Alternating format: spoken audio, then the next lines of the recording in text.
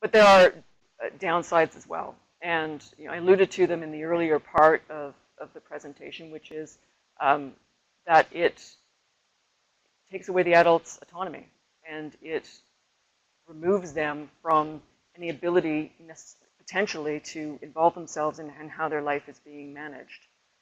And that's a very difficult thing for a lot of people to face. And it's a difficult concept on that continuum of how we view providing care and services to people with disabilities. It is in the more interventionist model. And it's also expensive. So I talked about the 2 medical affidavits. There is an expectation of the courts that they be detailed, that they provide clinical findings, that they are recent, and doctors get paid to provide the affidavit. That is a very high disbursement. It can cost hundreds of dollars to get those medical affidavits, and then the court application itself can be thousands of dollars. So, a rough estimate of defer to Ken on what the cost would be, but I'd say probably $5,000. $5,000 to $10,000. Yes, and to that point, if you are in a more remote area, it can actually be quite tough to get the 2 medical affidavits. You're waiting for the specialist to be available, and specialists are notoriously busy. So it does involve a considerable amount of delay in taking action on behalf of the adult. It's also not a particularly private process, so the affidavit of kindred and fortune discloses, I know adults who don't like people to know their age, but certainly they wouldn't want people to know all their investments and where their real property is, and everyone in their family, especially if they have a family where there's some contention, when committeeships get contested, I don't know how many of those you've dealt with, Ken, but it can get first of all, very expensive, because then there's a lot more affidavit material that needs to be provided, and a lot more responsive material, depending on what allegations are made.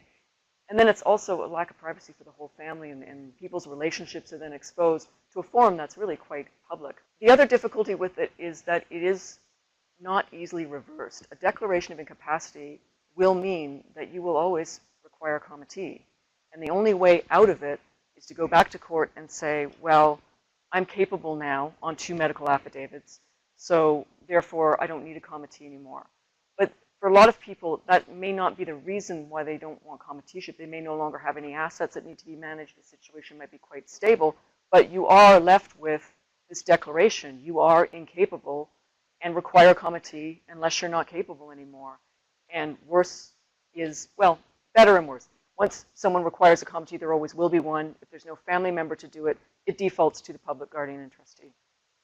But you can imagine the situation of the person who's always been very private, who's always perhaps not wanted government involved in their life at all, and wind up in a situation where not only is their life quite exposed, but then they end up with the public guardian trustee actually taking over. So I think that's something not to be taken lightly, is that it's useful to look down the road when your child is 21 and 22 and you're thinking, well, I think I need a committeeship order because then I can make healthcare decisions and other decisions for my child. It's useful to look down the road and think, okay, well, what do you want to happen if you can no longer do that? Or what do you see, how do you see the situation unfolding?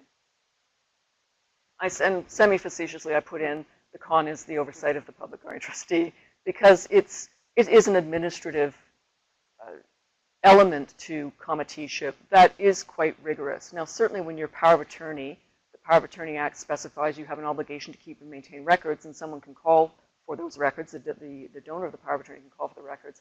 But you regularly need to deal with a public guardian trustee. Depending on the nature of the order obtained, you'll have to come to our office, pass the accounts on a regular basis. What we have done in circumstances for adults who don't have assets, so perhaps the adult is on PWD benefits and doesn't have any other assets, and the situation is very stable with their family, we would have one passing of accounts, and then the committee would go on what's called discretionary reporting.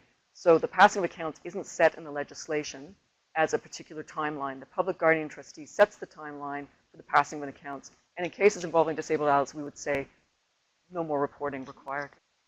Okay, I'll refer to the submission, perhaps. Passing of accounts, and this happens before the court in other contexts, like state administration. It means your accounting for your management of the adult's assets. So if you've sold property, we would want to see the contract for purchase or sale. And so what does it mean when we pass your accounts? It means you provided all the information that we've asked for, and we have said, yes, you've done a good job on this, and you're entitled to remuneration that we have authority to set under the Act.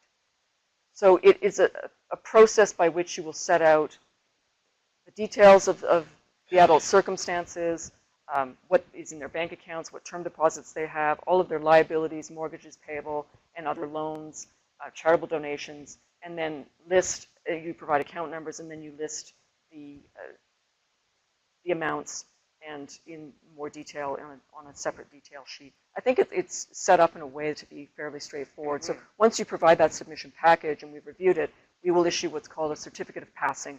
And so it just means that for this period of time, we're satisfied that the committeeship has been managed appropriately. And then if the committee wants remuneration, meaning they want to get paid for acting as committee, we will fix the amount of the remuneration.